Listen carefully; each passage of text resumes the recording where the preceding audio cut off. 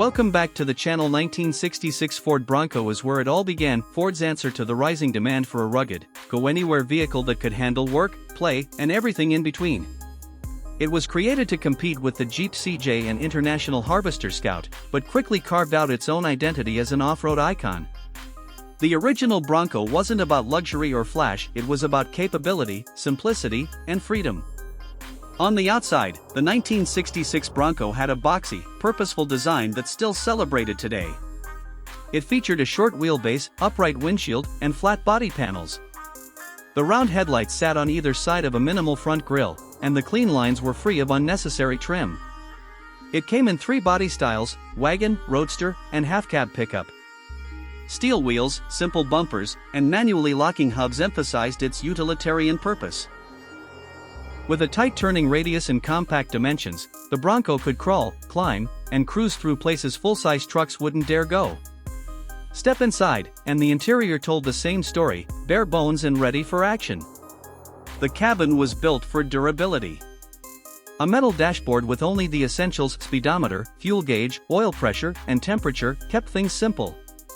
Seats were vinyl covered and easy to clean, while floors were made for mud, dust, and water.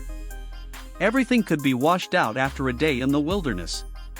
It seated 2 or 3 up front, and the wagon version had bench seats in the rear for added utility. Under the hood, the 1966 Bronco came standard with a 170 cubic inch inline-6 engine making around 105 horsepower.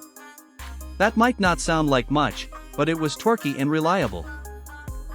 Later in the year, Ford introduced a 289 cubic inch V8 as an option, pushing output over 200 horsepower and making the Bronco much more capable on the highway and in rough terrain.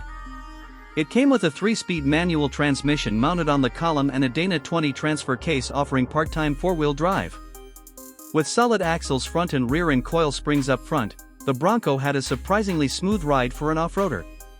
Performance was more about traction and toughness than speed. It could handle steep climbs, rocky trails, and muddy fields with ease.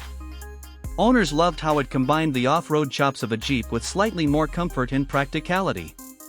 Whether it was used on farms, in forests, or for weekend getaways, the Bronco was always ready to work.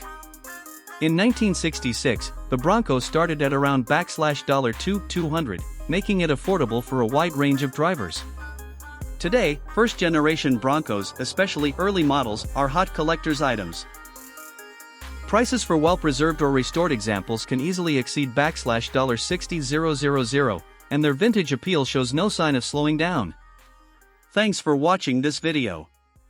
Buy heavy duty.